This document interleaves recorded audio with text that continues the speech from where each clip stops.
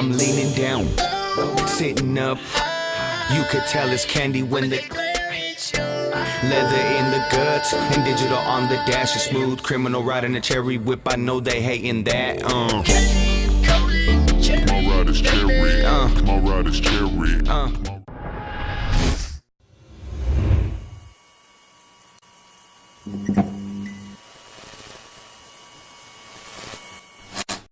All right, so you learned about mixing, mastering when you were in school. Talk to us about something that's very unique about your talents that is not something you can just find. You know, nowadays you can find a rapper in every corner. You can find a producer, so to speak, in every corner. But Talkbox, how did you learn and how did you get into doing Talkbox?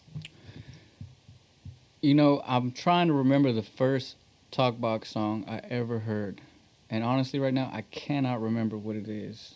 You know, it could have been possibly Computer Love off the...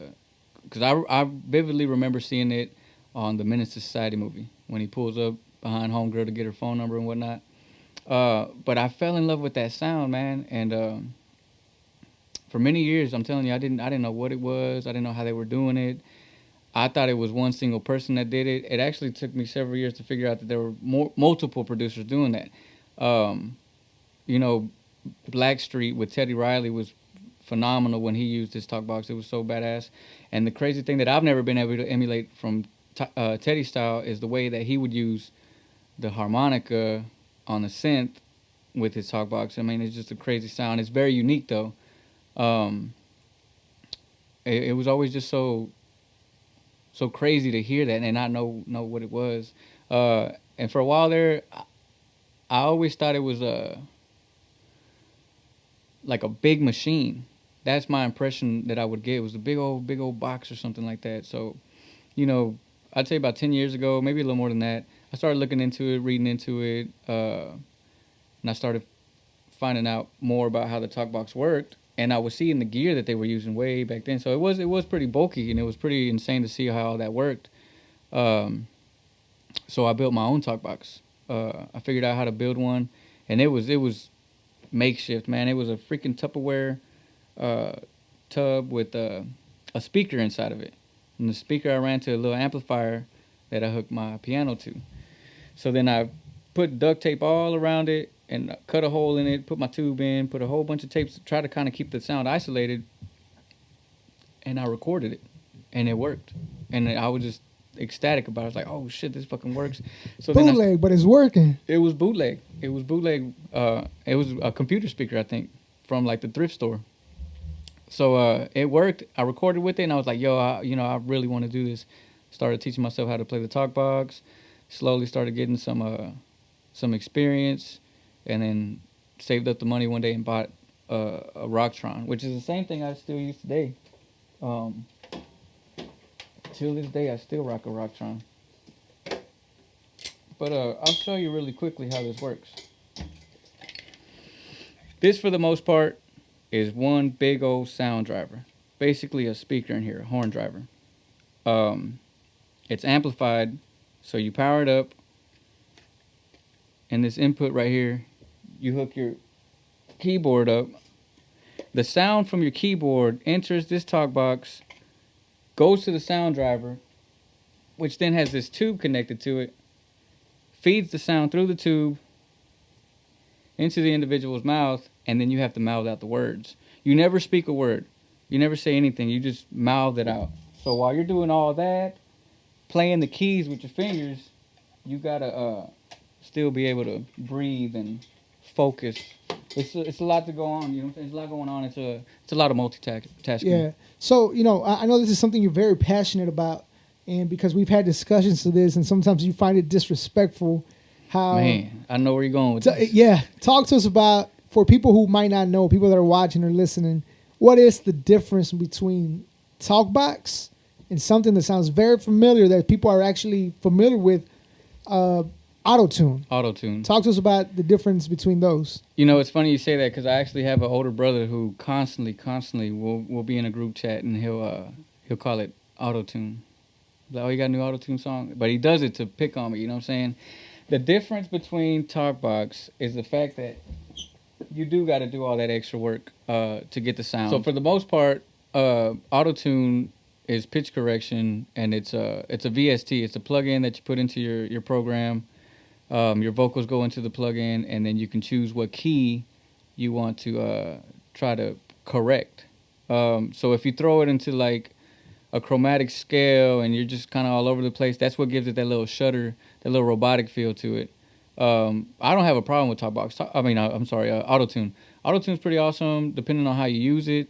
I think it's a little overused and played out today. But both of those aren't the only sounds that are like that, because there's also something called a vocoder. And a vocoder doesn't use a tube. A vocoder, what it does is it takes sound from a microphone while you're playing keys. So you're speaking into the microphone and you're playing keys, but it gives you a more monophonic feel to it, because it's not as clear as a TalkBox. Yeah. There's not as much sibilance. But they're all incredible. I mean, for me, it's TalkBox all day, TalkBox forever.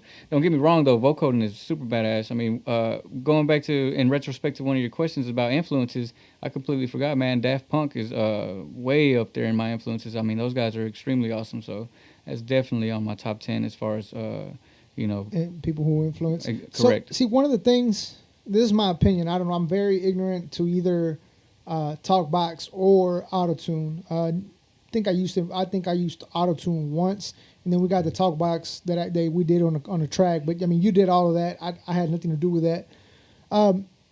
I feel like it's a lot easier to learn how to do Autotune, just because it's a preset basically. Definitely. Compared to, I remember when we were at the other spot where you stay at, and I seen you started messing with it, and I was like, that's a lot of concentration. You got to concentrate on, putting that tube in your mouth, and like you say, you don't talk, but in my head, I was like, you got to talk in there. At the same time, you got to focus on the keys to make sure you hit the right notes so it come out right, and it's just a lot of work. It's a lot of work, man, and I've been doing it for so long that it comes naturally now. But in the beginning, it was extremely hard to learn how to pronounce words and whatnot, and focus on playing keys and whatnot. And it's funny that you say all that, because I've had several individuals ask me if I'll teach them how to play TalkBox, and I'm like, nah, bro. I mean, I'm not really a teacher. You know what I'm saying? They're like, oh man, just kind of show me. And in my mind, I'm thinking like, man, I busted my ass to learn, TalkBox and be this good. It's kind of hard to just hand over the secrets. You know what I'm saying? Yeah. So I'm like, man, I can't help you, bro. You know what I'm Sorry, saying? brother. I'll tell you. Learn yourself. I'll tell you where to order one, and I can kind of lead you in the direction of what keyboard to get. But as far as learning, man, you're just gonna have to practice. That's all you can do is just practice. YouTube. But that's with anything, though. You know what I'm saying? All right. So speaking of TalkBox, I think this is probably one of the, as close friend of yours. I was very proud because I grew up listening to this group, and to see you have the opportunity to not just work with them but be able to hit the stage with them, it was pretty fucking dope. I'm not gonna say I was like a huge fan of this group we're about to talk about, but I was a fan. There was a lot of tracks. I mean, being in the Hispanic community, that's one of the groups that were out there. Especially out here in Houston, every lowrider car show they were out here. Right. You got the opportunity to work with some of the NB Rider members. Right. Talk to us about how that came about and the experience as a whole to be able to work with a group like that. First, I'd like to give a shout out to my boy Ziggy and Dose, man, incredible individuals. So that came about a few years back, man. I had an uncle come visit, and I don't remember if we had planned his visit to work on some of his music, because I have another uncle that raps. I don't remember if we were going to work on a track for him or what, but he ended up at my house. We're chilling, and I showed him a track that I had TalkBox on, and he liked it. He's like, man, let me get that for my album. I said, all right, cool. You know what I'm saying? I said, well, do me this. I said, you can have the track, but let me give you a feature for it. Let me rap on it. I said, I got something I want to say on it. It's a pretty dope track. I was going to keep it for myself, but you can have it. Well, we recorded. I mixed it down. Gave him a pre-master. It wasn't officially mastered because I was going to wait till he had his whole entire ensemble of songs. So he took it back with him, and he's in Georgetown. And I guess he was jamming the song, and one of his buddies is a manager for one of the Sauce Twins, or I think both the Sauce Twins. What's that dude's name? Sauce Walker? Yeah. Sauce Walker and Peso Peso. It's their manager. His name is Honcho Sauce. Honcho hears it, and he has the artist named YMR Red, which is an incredibly cool dude as well. You know, grinds hard, and you know he puts it up. You know, from Mexicans. His thing is YMR, Young Mexicans on the Rise. That ended up leading to a collaboration with NB Ridaz for YMR's song Summer Nights. And I get a phone call from my uncle. He said, somebody wants to talk to you. I said, all right, cool, you know what I'm saying? I answer the phone, it's Honcho. He says, say, man, I got a track that we're doing with the NB Ridaz. He goes, I'd love to have you play Talkbox on it. And I'm thinking, whoa. I said, you know, I'm like, fuck yeah, I'll do that. You know what I'm saying? That's fucking badass. So they send me the track. I work on it for a couple days, and I send them back, you know, the Summer Nights chorus. And the song came together, and I was ecstatic about it. I was like, all right, man, that's fucking badass. And, you know, being a Talkbox player, that's one of those things that you kind of look at, you know, you're like, man, you know, NB Ridaz is fucking dope. You know, it'd be badass to be like that one day. So when that came about, I was like, yo, you know, check that off my list. That's insane. Like, it just came out of the blue. You know, threw me off the back of my feet, bro. I was just like, what? So we did the collaboration. Maybe a week or two later, I get a call from Honcho. And at the time, he wanted to become my manager. And I was kind of weighing out, you know, the pros and cons and considering it, seeing as to how I hadn't done a whole bunch of marketing or anything like that for myself. The thing about it was I wasn't down with all the Sauce stuff. You know, that's not my vibe. That's not my bag. So I figured, nah, it's not the best move for me.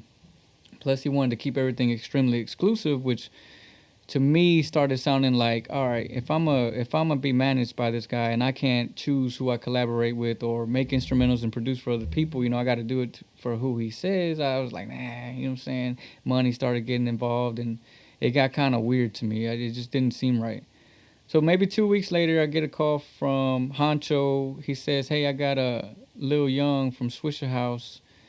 He wants you to link up with Zigzag and do an NB Ridaz show.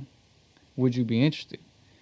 And I'm like, hell to the yeah. Well, initially, I didn't want to. Oh, no shit. I initially didn't want to because I was a little freaked out by that. I was like, is this real? You know what I'm saying? Is this real for real or what?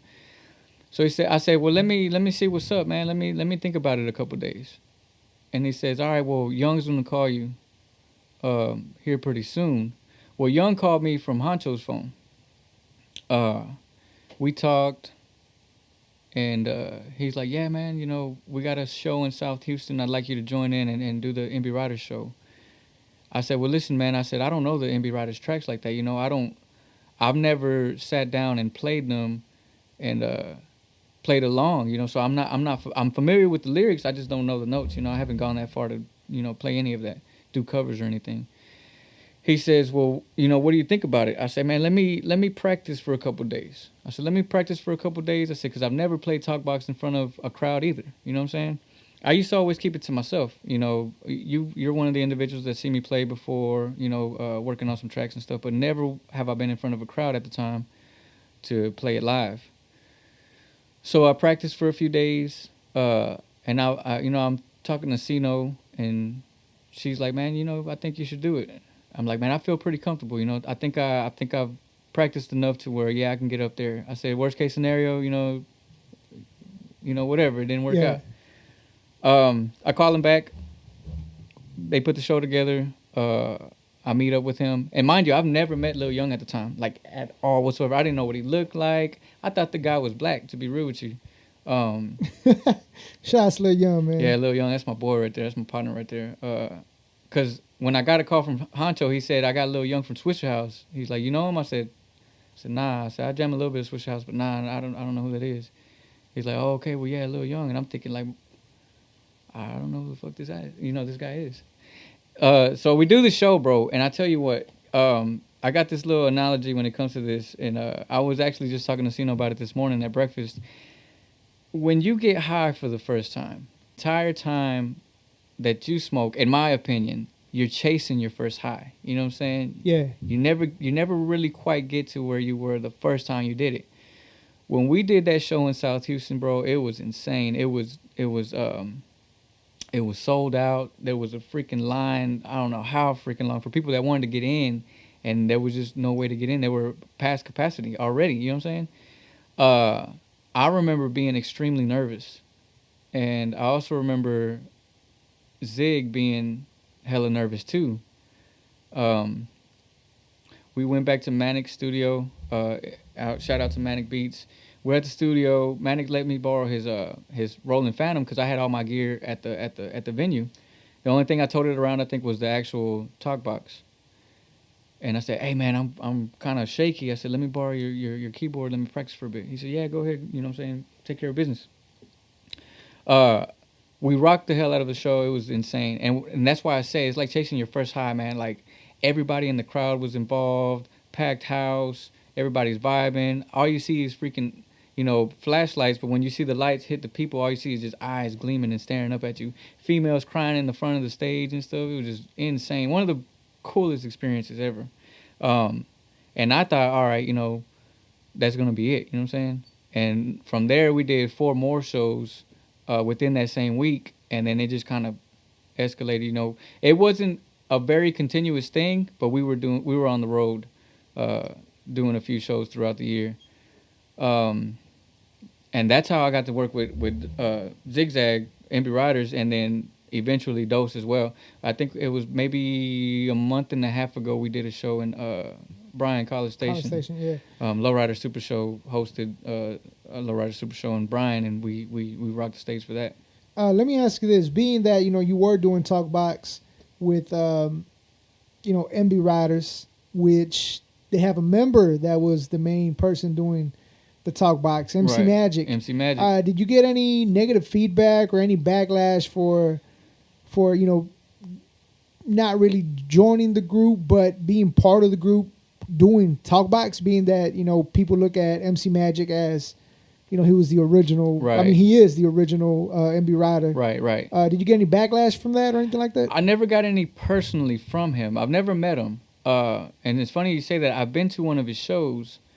He did Warehouse Live maybe 2 years ago, a year ago. I can't really remember. And I went, and at the time I was already touring with NB Ridaz. So I went because I wanted to see his show. I wanted to see what it was about. And I was a little disappointed, to be real with you. I mean, I'm not hating on MC Magic. I got nothing against him, you know what I'm saying? It's all love. But his show just wasn't quite what I expected it to be. MC caters a lot to the female audience, which is incredible because, I mean, that's who's buying your merch and your CDs. You know what I'm saying? You got to have a tactic in the market to make money. I was a little disappointed on the way the show kind of went. Like, he would cut songs like into minor little pieces, I was like, oh man, I wanted to hear that whole song and jam that, but whatever. I've never had any backlash from him personally that I can say that that I know confirmed. But I remember one time we were gonna do a show in Victoria, and it was on the radio. It was getting hyped up big time. It was gonna be awesome. I don't know if MC called Victoria or his manager, but somebody called Victoria to say that there wasn't an NB Ridaz show, and that the NB Ridaz had been broken up since, was it 2004? Something like that. I don't even remember the year no more. I think it might have been 04. Might be wrong. So we get word of it, you know what I'm saying? We get wind of it, and we're like, man, why's that fool tripping? You know what I'm saying? Like, we could only imagine that it was, him and his camp. I'm not even sure about that, but I mean, who else, bro? You know what I'm saying? So we go to Victoria, we do the show, and the turnout was not anywhere near what we expected. And a lot of people that did come up say, man, I almost didn't come because they said on the radio that it was a fake show.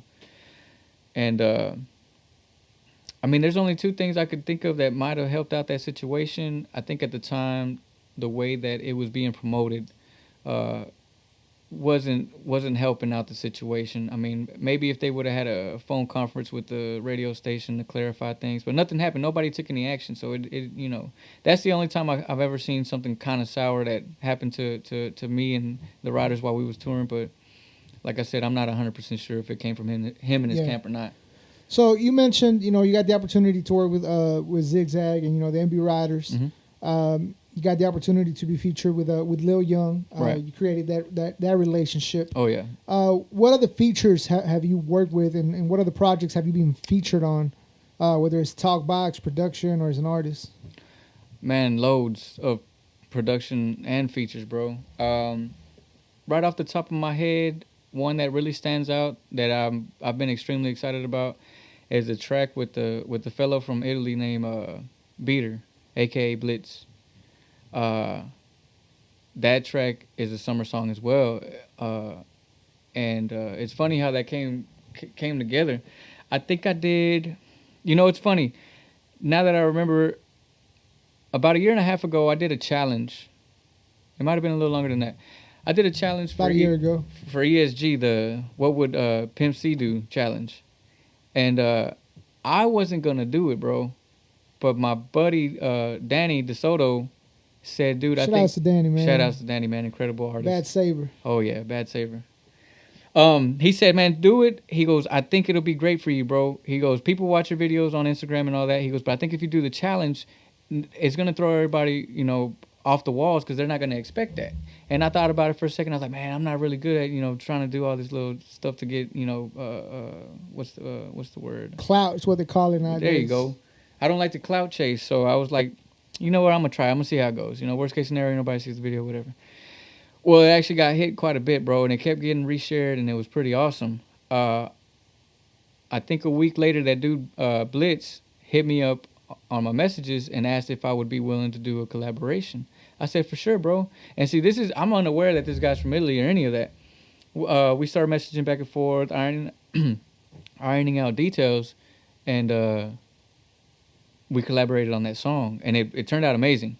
It took forever to drop, though. It took an enormous amount of time to drop, but it finally did. Yeah, because I know you've been working on it for a while, and I think it just recently dropped not that long ago, actually, right? Recently dropped, maybe a month ago or something like that. But from Beater, another artist or a producer from Italy hit me up. I think he had produced that track for him and, you know, fell in love with the work. And for them, it was the whole West Coast vibe that they got from it that they really liked. So that individual asked me if I would be willing to work on an R&B-ish track for one of his artists. I said, yeah, for sure. Send me the music. Let me see if I dig it. You know, if I can vibe to it. I don't want to send you something that's forced and you ain't gonna like. Yeah. And I tend to do that with anybody that asks me to do a collaboration or production work. Man, let me see what I can get you. If you fuck with it, you fuck with it. If you don't, you know, don't force it because then ain't nobody gonna like. You know what I'm saying? No, it was actually a real cool song. It's called Honey. He released that before Beater even released his track. And that was a cool song to be a part of. So those two collaborations were pretty dope. Worked with Lil Young. Shout out to my brother Lil Young, man. That dude's fucking badass. Let's see. That boy T. Who else, man? Zigzag, of course. There's a track out there that I collaborated on, bro, that I have not even heard the full version of with Mr. Criminal. And that was pretty cool when that came about. I was just like off the walls. And, you know, and all these events have happened within the past 2.5 years, bro. So, you know, it goes from producing and being very low key to like it just kind of snowballing and turning into this massive thing. You know, getting my name tossed around with names that I look up to, that I jam to. So it's just been very, very incredible.